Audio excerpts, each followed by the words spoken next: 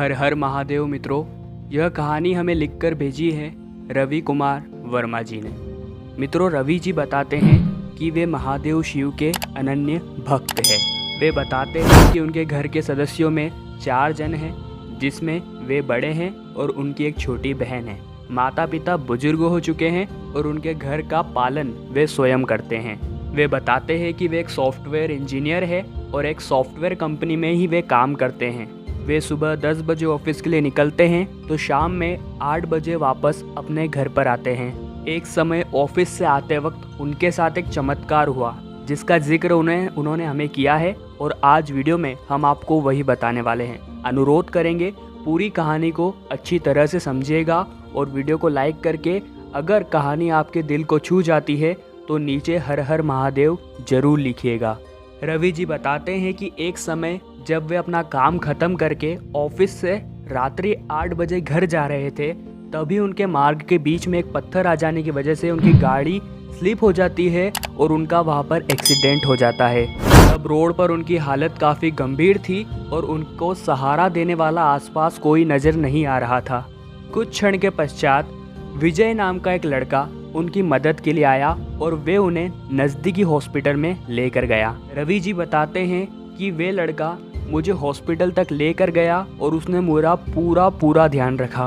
उन्होंने बताया कि वे उनके खाने के लिए फल व अन्य सामग्री भी लेकर आया। साथ ही एक छोटे भाई की तरह उसने उन्हें प्यार किया। दोस्तों, जब मैं डिस्चार्ज के लायक हो चुका था तब डॉक्टर्स मेरे पास आए और उन्होंने मुझसे कहा यदि विजय नहीं होता तो मेरी जान नहीं बच सकती थी। विजय मेरे लिए एक भगवान के रूप में वहाँ आया था। यह बात सुनकर मैं हैरान रह गया और सामने खड़े विजय को मैंने शुक्रिया अदा किया और मैंने उससे कहा कि तुम्हारा बहुत बहुत धन्यवाद, तुम एक भगवान के रूप में मेरे लिए आए हो। मैं तो महादेव का अनन्य भक्त था, साथ ही घर पे माता पिता बुजुर्ग थे और मेरी बहन भी छोटी थी। अगर मुझे कुछ हो जाता तो उसकी शादी का क्या होता और मेरे घर का पालन पोषण किस प्रकार से चलता। मैंने विजय को कहा कि मैं जीवन में हमेशा तुम्हारा ऋणी रहूँगा। इसके बाद मैंने विजय से उसका पता पूछा। मैंने उससे कहा मैं तुम्हारा इतना ऋणी हूँ, मैं कभी ना कभी तुम्हारे घर पर ज़रूर आऊँगा। उसके बाद दोस्तों विजय ने मुझे ज़रूर कहा और फिर वो बाहर चला गया और अचानक से कहीं गायब हो गया। उसके बाद हॉस्पिटल से मैं डिस्चार्ज हो गया और उसके बाद रोज़मर्रा की तरह वापस ऑफिस जाने लगा और ऑफिस से घर आने लगा। कुछ दिनों बाद ही की बात है, जब मैं ऑफिस से घर आ रहा था तो मुझे लगा कि रास्ते में तो अशोकनगर पड़ता ही है, क्यों ना मैं विजय से मिलता हुआ जाऊं। उसके बाद विजय द्वारा दिए गए पते पे मैं उसके घर पहुंचा। मैंने दरवाज़ा खटखटाया और वह दरवाज़ा उसके पिता ने खोला। मैंने उनसे कहा अंकल विजय कहाँ है? उन्होंने मुझसे पूछा बेटा आप कौन? फिर किस प्रकार से विजय ने मेरी मदद की, यह पूरा दृष्टांत मैंने उनको सुनाया और वे चुपचाप सुनते रहे। बहुत समय तक चुप रहने के बाद मैंने उनसे पूछा अंकल आप कुछ बोल क्यों नहीं रहे हो? तो उन्होंने रोना शुरू कर दिया और फूट फूट कर रोने लगे।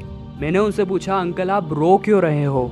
तो उसके पिता बोले बेटा तुम जिस विजय की बात कर रहे हो वो 5 वर्ष पूर्व मीरा रोड पर एक एक्सीडेंट में मारा गया है।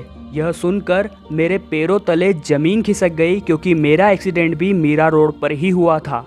उसके बाद दोस्तों मेरे रोंगटे खड़े हो गए और मुझे समझ नहीं आ रहा था कि मेरे साथ यह क्या हुआ है। उसके बाद उसके पिता ने बताया कि उनका बेटा एक अनन्य शिव भक्त था और उन्हें खुशी है कि उनका बेटा आज भी असहाय लोगों की मदद कर रहा है। उन्होंने कहा तुम भी एक शिव भक्त हो, इसलिए तुम्हारी मदद भी उसने की। अब तुम भगवान से सिर्फ एक ही प्रार्थना करना कि भगवान महादेव उसे अपने चरणों में स्थान दे और उसे मुक्ति प्रदान करे। और यह बात सुनकर मेरा रोम रोम भगवान शिव का नाम लेने लगा। मेरी अंतरात्मा तृप्त हो गई। अगले ही दिन महादेव के मंदिर जाकर मैंने उन्हें कोटि कोटि प्रणाम किया और विजय जैसे धर्मात्मा की मुक्ति कराने की भी प्रार्थना की। मित्रों, इस कहानी को सुनकर यदि आपके मन में भी रोम रोम में शिव बस गए हैं तो कमेंट में हर हर महादेव जरूर लिखिएगा। लाइक भी जरूर कीजिएगा यदि आपको कहानी पसंद आई है। और दोस्तों ऐसे ही रोंगटे खड़े करने वाले चमत्कार आप हमेशा सुनना चाहते हो तो नीचे लाल कलर का बटन होगा, अभी दबाइए और हमारे चैनल को सब्सक्राइब कर लीजिए और साथ ही में घंटी जैसे दिखने वाले बटन को भी दबा लीजिए।